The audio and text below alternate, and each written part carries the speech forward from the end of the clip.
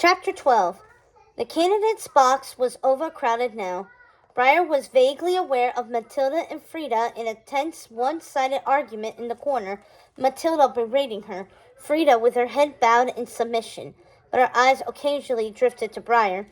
Briar ignored her. Ignored the prince-electors who tried to offer condolences or words of comfort.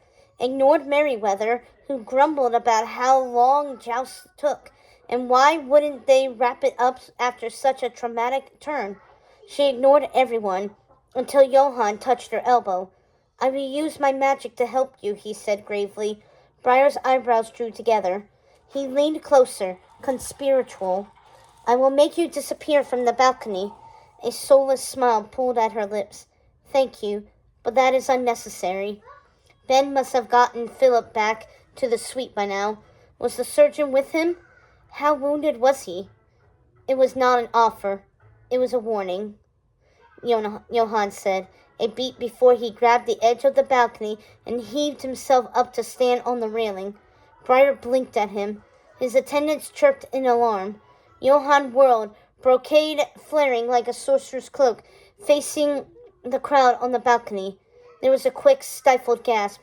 "Begone!" he mouthed at Briar, and flicked his fingers, then looked at the prince-electors. "My vassals told me that you only want me to be emperor because you think I'd be easy to control, which is just stupid." "Slumber," one of his attendants tried, but Johann kept on, red rising in his cheeks. "Have any of you electors spoken to those who are tasked with guarding me? Why would you have made the assumption that I'm easy to manipulate? Mecklenburg is grossly offended, and I hereby declare a curse upon all the houses of those who underestimate me." Queen Aurora would stay. She would stay and ensure the reputation of Austria. Briar started walking. Merryweather was briefly stunned by Johann's ever more impassioned speech that was now rolling into a list of his strengths. Mecklenburg's resources, the things that they truly had to offer. Briar had to admit it was an impressive display. She hadn't heard Johann speak so maturely yet, had not seen him have this presence before. Merryweather came to and slipped off behind Briar. "I am surprised you lasted that long," she whispered as they headed down the stairs. Briar stopped and whirled on her. "I was supposed to stay. You told me to stay." It came out winded, desperate. Merryweather's face slackened. "I asked what you wanted to do. I reminded you of the options before you. You implied Briar." Merryweather set her soft hands on Briar's cheeks. "What do you want to do? Right now? What are you doing?" "I'm going to see my husband," she said, and was surprised at how confident, how definitive her voice came out. "Then go. Go, and let that be your choice." That question beat in Briar's mind as she went, as she lifted her skirts and started running, propriety be damned. "What do you wish to do?" "What will you do, Briar? Aurora?" So far she had been incapacitated by uncertainty, and that was far more grotesque than making the wrong choice. These versions of herself had been at war for so long, neither side gaining ground, and the casualties were now spreading out beyond her. How long until more than those closest to her suffered? How would Austria fare thanks to her indecision? Or the Empire, should she be elected to rule it? What events would she allow to happen while she was alternating between a past and a future that didn't feel like hers? Tears welled in Briar's eyes as she wound through the halls and stairs of the castle, up, until she burst into her suite. "Philip?" The door to the bedchamber was open, and as she hurried across to it, Ben came out. Behind him, she could see Philip seated on the edge of the bed, a surgeon tying off a bandage that wrapped around her stomach and his stomach and shoulder. "He's fine," Ben told her instantly. "Some bruised ribs, nothing broken miraculously." "Thank heavens," Merryweather said. "I will update the vassals. Briar, if you have the need of me, I'll be fine." Briar gave her a tight smile in dismissal. She shouldn't be angry at Merryweather, but that question lingered in her aunt's gaze now. "What do you wish to do?" Briar turned back to Ben as Merriweather shut the door behind her, and it clicked, locking. Is he? Her mouth hung open. She wasn't even sure how to finish that question. Ben glanced back into the room for a beat, then stepped closer to Briar, angling so they were out of earshot of the door. Do you remember when Victor came back from the eastern border skirmish? Victor, one of Ben's older brothers. Briar frowned. No, I don't think so. You might not, but we just started our little trio in the woods. Ben sniffed, and Briar noted his shirt sleeves rolled in it to his elbows, the spare bandage he was knotting and unwinding around his hands. Victor wanted to be a soldier, so he went off to war. It was only a few weeks, that battle. But still, when he came back, he trailed off. His eyes wouldn't hold on her, his face sunken. She had never seen Ben serious like this. It sent prickles of warning up her spine. When he came back, he said again, and twisted the bandage around. Damn it. He released an exaggerated huff, and Briar saw his eyes were sheen with tears. Rolf said battle changes soldiers. Everyone said that. Everyone knew. But Victor, it was like part of him didn't come back from that border fight. He'd be fine sometimes, and then something would happen. A loud noise or a strong emotion, and he'd snap. Just start raging, breaking things, yelling. These violent, horrible outbursts. Why are you saying this? She whispered. Because I'm not saying Philip's the same. He isn't being violent, but it feels the same. It feels like he went somewhere when he battled Maleficent, and part of him didn't come back. I mean, I didn't know him before whatever it was, but that's why I said that stuff about Victor, because it's an awful lot like that. Briar steadied herself and asked, What happened to Victor? Ben shrugged one shoulder. He's still in hostage. Rolf tries to keep an eye on him, soldier to soldier. But how do you get back that piece that got left behind when you don't even know what it was? The surgeon came out of the bedroom. He bowed at Briar, medical bag on one arm. I recommend rest, as much as possible, Your Majesty. No physical exertion for at least a week. Thank you, Briar said absently. The man left, and Briar put her hand on Ben's arm, squeezed hard. She didn't know what to say about Ben's brother, about any of this. So she looked up at Ben and smiled through her tears. Thank you for being here, for helping him. I don't want to do any of this without you. I couldn't do any of this without you. Ben pulled her into a hug, quick and harsh. There's nowhere else I'd rather be. Now go see your husband. I'll be in the stables. I'm sure Samson is rattled too. Call on me if you need me. Or no, I'm sorry, summon me, should you have anything further to ask of me, your most exalted majesty. He said it to make her smile, so she did, even though she didn't feel any of it. And Ben saw that too. He gave her arm another squeeze and left. Briar walked into the bedroom.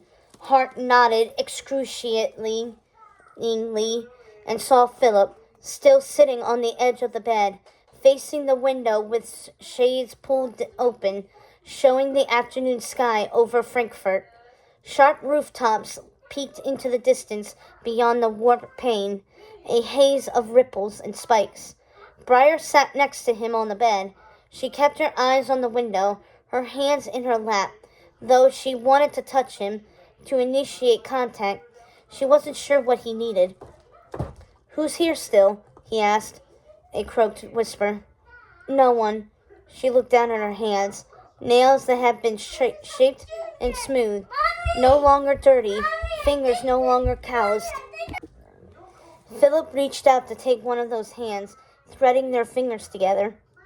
She twisted to face him, and he curved toward her, and then they were sitting with foreheads together. The dragon, he whispered between them. It was all he said. Briar stifled her need to gasp or sob or have any strong emotion focusing wholly on Philip. I don't know how Bavaria knew that would unsettle you so much. I know. She pulled back to look at him, but he kept his head down, eyes shut, hands interlaced with hers. I know, he said again, because I make it easy to see. I do not hide that weakness as I should. I've tried.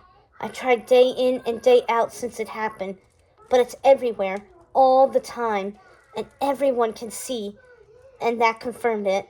I may as well introduce myself as the prince who slayed a dragon and will always be mortally terrified because of it. She tightened her hands on his, tightened and held on, and stayed quiet. I see it still, whenever I try to sleep. A forest of thorns engulfed in green flames that don't burn it, but they burn me. I'm burning up, swallowed in green fire that becomes Maleficent's dragon mouth. The thorns, her teeth, and there's thunder cracking and lightning and her laugh. He stopped, tears slipping down his cheeks.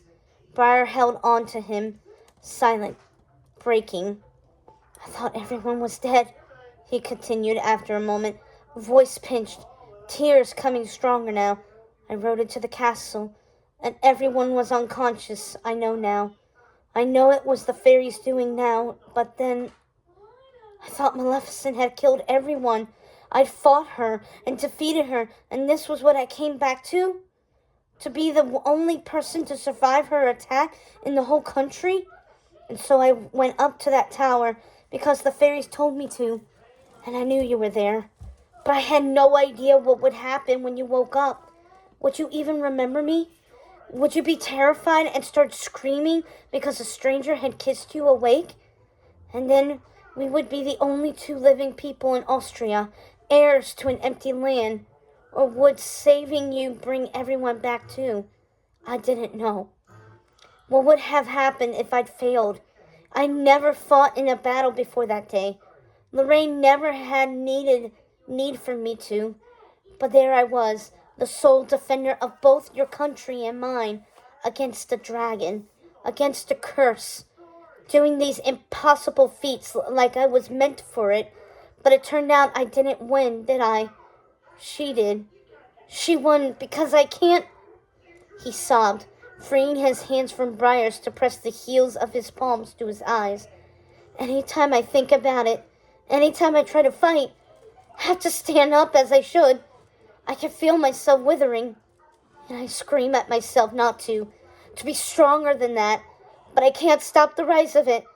And then I watch myself disintegrate, and all I could think is how weak I am.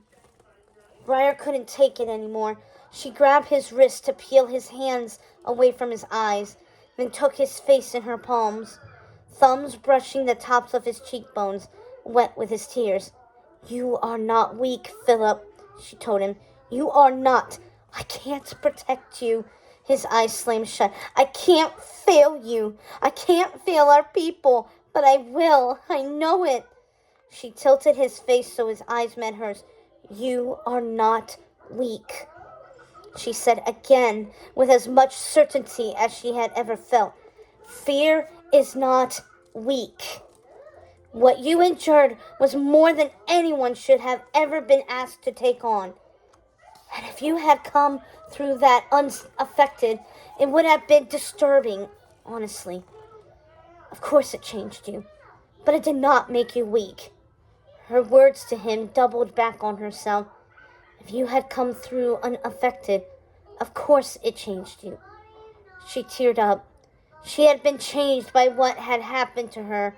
She had been changed, and she assumed that was it, that she was either Briar or Aurora, with no option to meld the two. What if it was not one or the other? What if she was still her, only altered? Not someone new, not someone old, someone braided from both. Philip swayed, fingers encircling her forearms, and her mouth stayed open, willing a great solution to come forth, a way she could help him face these fears and overcome them. But there was no easy fix. No easy fix for what had been a massive, terrible destruction. I'm here, she said softer. Fate brought us together, over and over, and so whatever you are bearing now, let me bear it too. I cannot fix this for you, but I will carry the weight with you as it heals. You've let me in by telling me this, so let me stay there with you, and maybe we'll be able to breathe under this weight together. After a long moment, he took a shaking breath, and his tension began to ebb. Together, he whispered. Briar convinced him to lie down. Not that it took much prodding. He was exhausted, physically and mentally, and his eyes were closed the moment he leaned back on the pillows. She gently stretched out next to him, not wanting to risk hurting him more by putting her head on his chest, and settled for splaying her hand flat on his stomach. He took her hand, eyes still shut, and tugged. I won't break. Briar scooted closer, body alongside his. No, she told him resolute. You won't. And neither will I. His eyes cracked open and caught hers. He held there, watching her, until his eyelids fluttered, exhaustion sinking down his features. I don't know what I did, he started, to deserve you. Deserving has nothing to do with it. She rested her lips on his bare shoulder, feeling it rise and fall. I'm yours whether you deserve me or not. There is no getting rid of me, no matter what you do. His lips slanted in a smile that faded quickly. I love you, he said, as expected as his next heartbeat. She smiled. I love you too, Sir Knight. His brows pinched, and she thought he might have tried to say something else, but he was, finally, asleep. Deeply so, his face relaxed, hand going heavy where it rested over hers on his stomach. Briar stayed there next to him, watching him sleep, and even with all that had happened, she felt lighter. He did too. She knew now what plagued him, what weight he bore, and he would no longer bear it on his own. Much like her own burdens, she did not know how she would endure any of this without Philip, without Ben. Some things were impossible to suffer alone. The thoughts hit her memories of her dreams from Maleficent. All those great women, all their supporters and friends. Whom did Frida have now? Briar waited until she was sure Philip was in deep sleep, making certain he didn't jolt awake from nightmares. After a while, she gingerly pulled her hand out from under his, tucked the blankets all over him, pulled the curtains around the bed, and slipped out. What do you wish to do? What will you do with this, Briar? Aurora? She wanted to confront Bavaria. She probably should have had far more far-reaching plans. But in this moment, she wanted to scream at Matilda for the trick she pulled on Philip, and get some semblance of vengeance for the constant barrage of cruelty. But that was how wars continued, wasn't it? An attack masked as vengeance. Another masked as reprisal. And on and on. And when did it stop? That was how the fighting between Austria and Bavaria had carried on for years. Briar had gotten halfway to the main door of her suite before she realized Merryweather was sitting in the corner. She stopped, eyes going to her aunt's, and a cool sense of calm fell over her. You and your sisters magicked everyone in Austria to sleep, she said without pretense. Merryweather jolted. Yes. What does that... How is Philip? Asleep. And he will be fine. No thanks, as it turns out, to you and your sisters. Merryweather walked forward, didn't fly. Briar, you magicked everyone in the country to be asleep. Why? What purpose did that serve except to leave him alone in that final battle? The whole army. There was a whole army that could have stood by him, and you left him alone. We didn't know how long you would be under Maleficent's curse, Merryweather said. She wasn't defensive, but she was fighting to keep her voice level. We kept the kingdom in stasis to hold them in place with you. And Philip, once you had freed him from Maleficent's dungeon, why did you not awaken at least the soldiers? Why did you give him a sword and a shield and send them off against the sorcerer's dragon alone? Why? Why is everyone else capable of seeing the flaws in your actions except for you?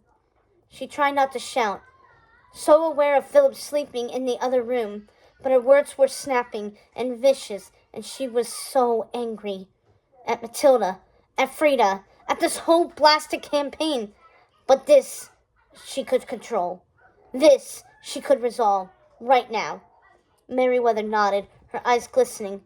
We did what we believed best. So did Maleficent. The words were out of Briar like an arrow from a bow. She saw them strike Merryweather physically, her chest caving in, her eyes widening. But it was not hurt she saw. It was fear. What do you... Merryweather stopped, breathed. What do you mean? Maleficent did what she thought best, Briar expanded, in cursing me, to get whatever convoluted result she wanted. Stefan and Leah did what they thought best in sending me away and having all spindles destroyed. Matilda had done what she thought best for Frida in twisting all our interactions so she distrusts me. Doing what you believed best does not absolve you from the pain of your actions inflicted. We are not the same as Matilda and Maleficent, Merryweather snapped, her cheeks reddened. Do not group us together. The choices we made were out of love for you, and that makes it worse, doesn't it? Tears pricked Briar's eyes, Merryweather saw, and her anger deflated. Because you claimed to love me and hurt me anyway. At least Maleficent and Matilda only claim to hate me, so I expect them to hurt me. But you and Flora, Fauna, Stefan, Leah, all of you gathered around me and heaped love upon me and then gutted me. Her voice was rising. She felt the rip, the strain of it, and she rolled her eyes shut in a wince and paused, listening to the bedroom. Philip didn't stir. So Briar exhaled and opened her eyes to see Merryweather with tears running down her cheeks. I don't know how to reconcile that, Briar whispered, when Merryweather said nothing, merely sniffled. Then Briar laughed, dry. I don't know how to reconcile much of anything. Briar rose with Aurora. Your love with the pain you inflicted. How can all of these opposing forces coexist without tearing me apart? Merryweather considered that, and she finally spoke, though she said only, sometimes they don't. Briar frowned. Her eyes heated, but her own tears didn't fall. Merryweather looked out the window, sucked her teeth. Sometimes forces oppose each other so greatly that they do tear apart their barrier. And what is left are shards, shadows of what should be. And those shadows make mistakes, and they flounder because they are incomplete. That is what we should have taught you. She faced Briar again, apology ripe in her expression. We should have prepared you every day to endure all of the conflicting forces you would be at the mercy of. We should have... Briar lurched forward, rage iron-tinged and bitter. I am at the mercy of nothing, she spat. Not again. Never again. That's why I'm here at all. Fighting like hell to win a crown I don't even want. That's why I concede to petty propriety and play these stupid games. It may seem like I'm at the mercy of these larger forces, but I am not. I am choosing to do these things. You misunderstand what I have been saying. I will not let any of these things destroy me. I am done being the victim. I am the hero now, Merryweather. Hot, heavy tears streamed down Briar's cheeks, and she only felt them when she sucked in a quaking gasp. Her lungs prickling like they were full of needles. She felt every ounce of the pain that the past few hours had thrown at her. She felt every minute of lost sleep. But Merryweather stared at her in awe and adoration, and it didn't fit at all with the conversation they had been having, the argument. We thought, Meriwether's breath wavered. We did not know that was why you were giving in to your vassals and us as well. Briar scrubbed the back of her hand across her damp cheek. You think I'm weak? That I'm bowing to you all for lack of a spine? Meriwether pressed her lips together. Briar shrugged. Sometimes a little. But mostly it is because I don't know what the hell I am doing, here or in Austria. I am not too proud to admit that. And so I will listen to suggestions from my vassals, most of whom have ruled their own provinces longer than I have been alive, and from you three. When I do what you say, it is not simply because I have no other ideas. It is because the ideas you present have merit, and I trust you. Should I do all this on my own? Should I ignore the support I have? What do you want from me? They had been asking her what she wanted to do, and each time she had felt she didn't know. But she realized she had known all along. She was here, fighting to be empress, facing the ghosts of her past. Yes, she still had moments of doubt and indecision. Yes, she still wrestled with her instincts versus the choices advised. But she was making choices, learning from those choices and growing. She was taking pieces from each mistake and each horror and all the people in her inner circle, and she was evolving. She wasn't the old Briar anymore. She hadn't been for a long, long while. Yet, neither was she this new Queen Aurora. Perhaps all these labels only hindered her. Perhaps it was far easier than they had all made it out to be. Perhaps she was simply Briar, and what that meant could change daily.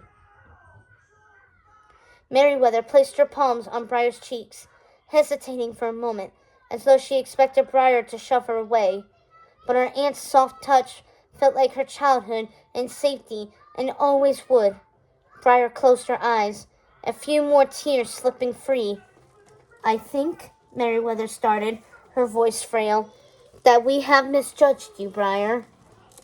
We owe you an apology. Many, in fact.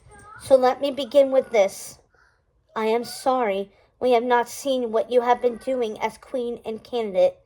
I am sorry the expectations we placed on you clouded your truth.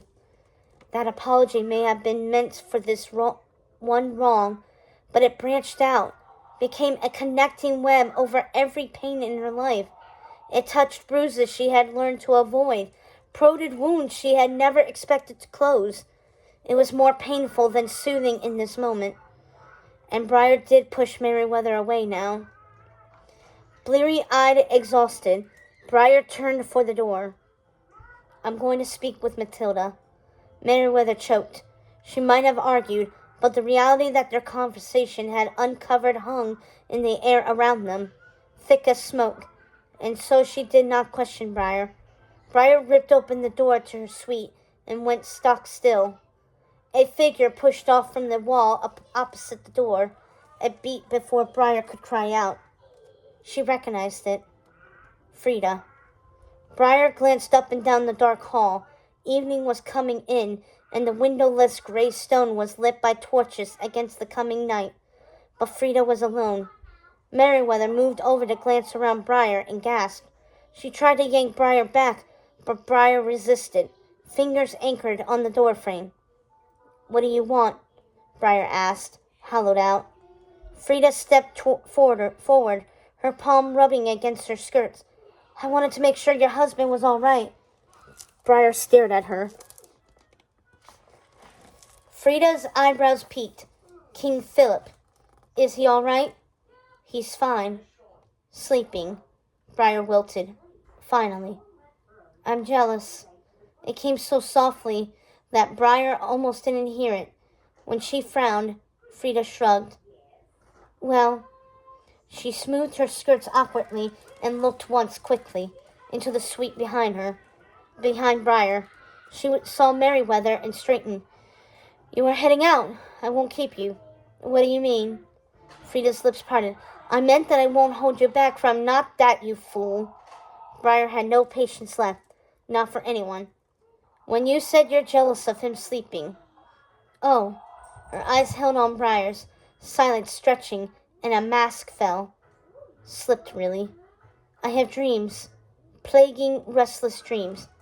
You said she gave you the same gift, Briar stated. Frida hesitated before nodding. She was dead, though, Briar said. Philip killed her before your 16th birthday. Their birthdays were a week apart. It had been one of the things that had bounded them early on. So if Maleficent gave Frida the same curse, to die on her 16th birthday, it would not have taken effect, because Philip destroyed the sorcerers before Frida turned 16. Frida's head dipped, and she smiled, sad, tired. Matilda was furious about that, she whispered. She heard what Philip did, and thought it meant the gift would not come, that it would all have been for naught. But Frida shrugged and looked away, but not before Briar saw the sheen across her eyes. My 16th birthday came, and as it ended, her gift came upon me even in her death. I collapsed and could not be woken. In that state, I dreamed. I awoke on my own after some time had passed, and I had dreamed so much I could hardly distinguish truth from fiction. She sighed. And I dream still. When Philip killed Maleficent and hadn't broken the spell Briar was under, she hadn't immediately woken up. She had only done so once Philip had kissed her. So maybe it was not unthinkable for Maleficent's curse to take Frida regardless of whether Maleficent was alive. What do you dream about? Briar asked. She heard some of the tension leaving her voice. Behind her, Merryweather kept all that same tension, but Briar was talking with Frida, talking about this impossibly terrible thing someone else had experienced too. And not just someone else, but someone she loved, someone who had once known her soul. Frida's shoulders stiffened, her lips parting. Briar continued before she spoke. A woman in a blue dress, another under a shooting stars, and one throwing a pail of water onto a fire, Frida finished, her face blank. But with the unpleasantness of a repressed memory, she said nothing else, set no foot upon the bridge Briar had built. They had the same dreams. Maleficent gave them the same dreams. Frida had come here to her suite. She had chosen to come here, and now she was acting antsy and like she would bolt, like Briar had been the invasive one. Briar's jaw set. Frida stayed silent, her eyes on the floor and feet shifting, and Briar rolled her eyes. Why are you here? Why did you come? You've made your opinion of me very clear, Princess Clara, and if this is a ploy of your mother's to go after my husband, I will destroy you both, mercilessly. That is a promise of war you can take back to Bavaria. Merryweather screeched behind her, but Briar didn't care. Frida whipped a look up at her. That's not why I'm here. She doesn't know I'm here, in fact.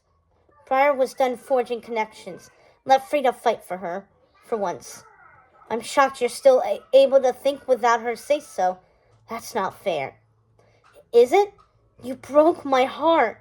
You broke Ben's heart. And now you care when my husband was nearly killed by your mother's cruelty? Yes. Briar stopped up short. She had a whole argument building up in her throat, but she snapped her jaw shut. Frida folded her arms, glanced around the empty hall, and whatever anxiety she had in her bearing overwhelmed her. I know what my mother did with the dragon, and the jouster was wrong. I know that. And so I acted on it, because so much else is uncertain, and I know that you were visited by Maleficent, like I was, and given the same gift. The same gift. I'm trying to act on what I know now, instead of what I've been told, and it turns out I know so little. You don't, Briar snapped. You know me. You know Ben. Frida's eyes went watery, bloodshot. But you don't know me. Of course I died. Under Maleficent's gift, I died because no one amended it for me when she gave it. Briar went so slack Her hand slipped off the door frame. What? And no one woke me up. I came back to life on my own. I was dead, and then I rose out of my deathbed. Do you know what it feels like to die and come back, Briar? It isn't like sleeping and waking. It hurts. Frida's voice dipped, went jagged with remembered pain, and she took a beat, swallowing down the emotion before she spoke again. And I'd seen these intense visions of women I didn't know, and heard cackling laughter. And then my mother was there, this woman I had never met.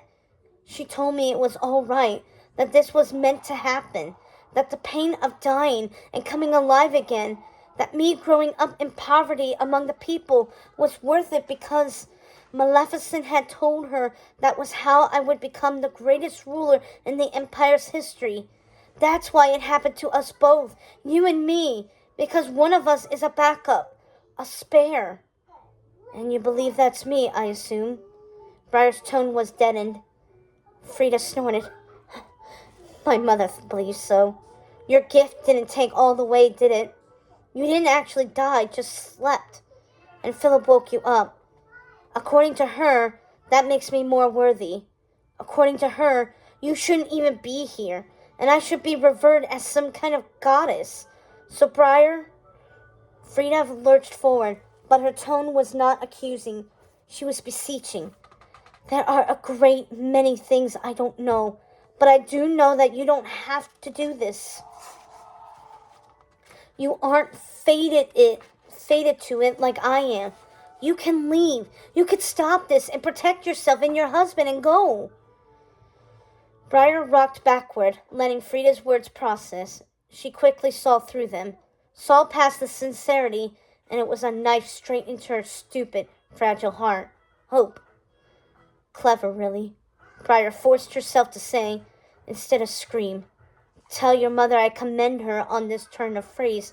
This isn't aggressive tactics aren't working. So you come at me with empathy and compassion? As though I would believe a word of it from you now, Clara. Frida winced. You don't have to believe me.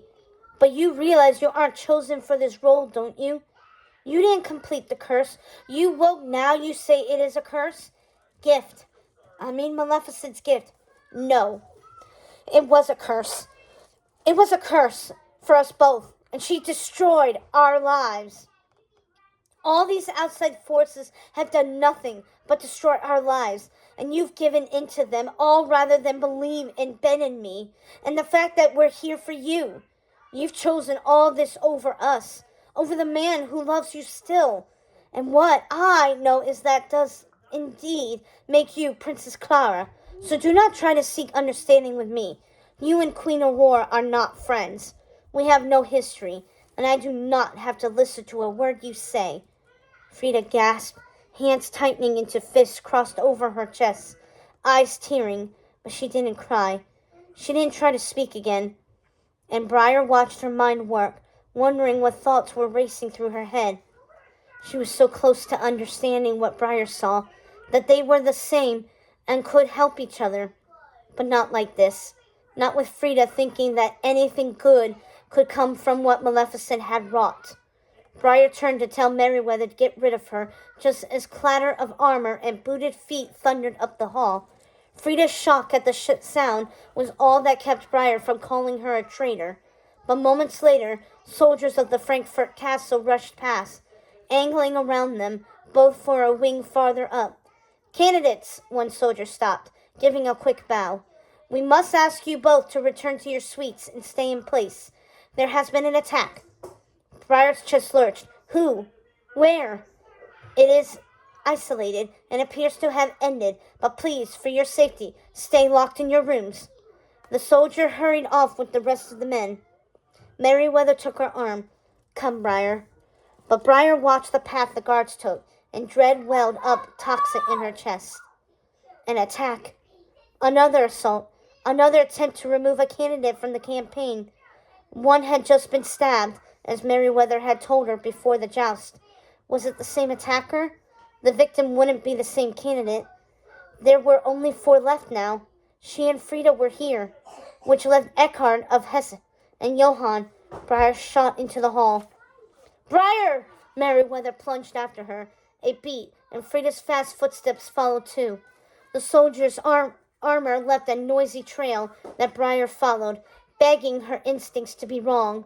2 halls over, the group of soldiers melted into others already pouring into and out of a suite, with the door thrown open. Beside the door, an insignia hung on a banner, a bull's head in a crown. Mecklenburg.